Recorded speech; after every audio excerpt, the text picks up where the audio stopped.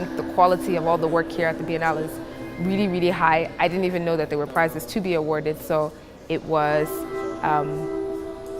both exciting and surprising to have won. Here I'm presenting the People's Algorithm, and it's a game installation that I created in 2014 as an entry into the national art competition in Nigeria. And so that won a prize in that particular competition, and so I decided to enter it into the Biennale. And what the game essentially tries to do is it looks at the various challenges in the education system from the primary school level to secondary school, tertiary level, and beyond, in terms of looking at issues in unemployment in Nigeria. And yeah, essentially the game is my way of trying to frame what I think is a very complex issue. And I am looking at it from the perspective of the three major stakeholders, which are the teachers, the students, and the policymakers. And it's a very interactive game. Since it's been here for the past, I guess, 3 weeks in the Biennale, people have been interacting with it, young people, children, adults, and I guess it's just here at the Biennale raising some awareness of what some of the issues are. So this is called the People's Algorithm, the installation, and it's a game that I created, and it talks about the education system in Nigeria. So when you're ready to play, you have to pick a color. You have to pick the role that you want to play, essentially. And so if you pick a green dice, you are a student, and you have to follow everything that's green within the box. If you pick a red dice, you are a teacher or a professor, and you follow everything that's red within the box. And lastly, if you pick a blue dice, you are a policymaker or sort of like an administrator, and you follow everything blue within the box. Zain, you want to play as the student? I'm going to play as the policymaker. Okay, perfect. I actually work for UNESCO, so this Oh, is nice. Oh, perfect. You're speaking my language. And so you roll the dice, and starting from the start here box, and you take the number of steps indicated. 3, 4, 5, 6. And in so doing, you can land on 3 different types of boxes. The first is a did you know box, and in that box you pick your book. So let's say I'm a teacher, you pick your red book and you open it up to discover something about the education sector in Nigeria. So there are various statistics and various pieces of information that you may or may not have known, and it might help inform subsequent decisions in the game. Did you know that there are 20 million unemployed young people in Nigeria?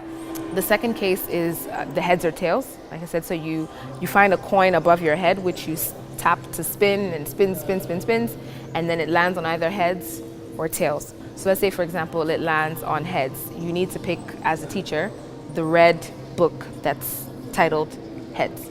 And in this category, something happens to you. Sometimes it's something good, sometimes it's not so good, but it's, again, just representative of what your chances or your odds are. Give it a good spin, give it a good spin. Heads. Heads. I'm not heavy. No, you're fine. Not heavy at all. So this is heads, green. And you're a So student. open it up. Congratulations. You won a Scholarship to Harvard! Harvard. That means what? You're going to go to the best school, one of the best schools in the world. Give it a good, really hard spin.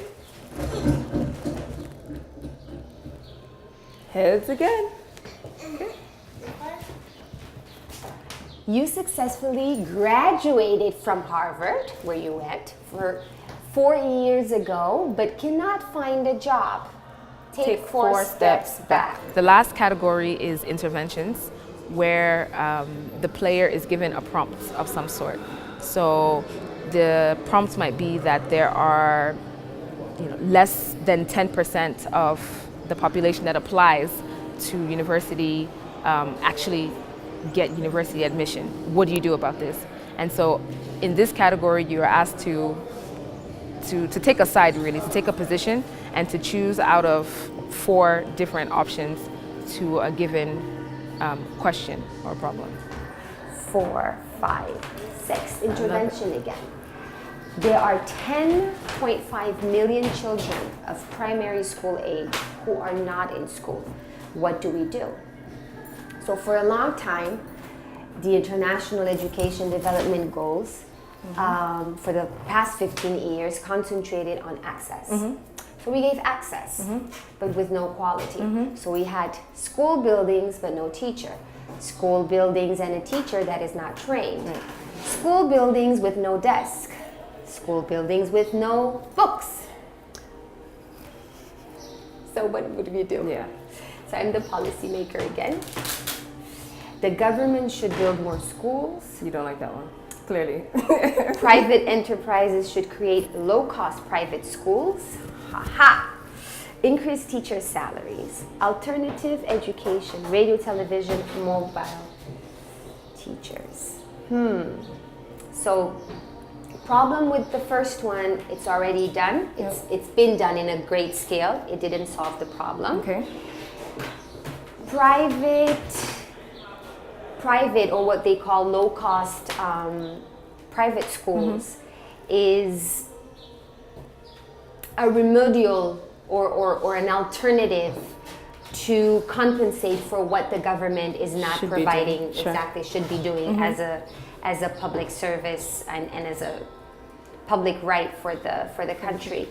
But still, this discriminates and it still gives a glass ceiling to whomever cannot go even to the lowest. Increase teacher salaries. Primary school age are not in school. I would say to tackle the not in school, it involves the reasons of everything from remote to nomad to cultural circumstances in regards to children helping at home. And if you can give them an alternative in their own community, in their own setup, could be not so bad. Okay. Mommy, I would say read that. Yeah, so essentially I used the Rubik's Cube to show the challenge that exists. I think normally when you see Rubik's Cube, you always see some like genius in the corner quickly solving it, and I'm saying that, yeah, it is complex. There are a lot of moving pieces. You move one piece, you might, have some unintended consequences in another side, and so it's just the idea that there's a strategy to this, or at least there needs to be a strategy to this. Yeah, and I just think games are sort of like an easy way to introduce very serious concepts. People don't feel threatened by this big colorful thing, and they're dice and it's fun and it all looks like play essentially, but it's I thought it would be a nice way to introduce softly what is a very serious challenge.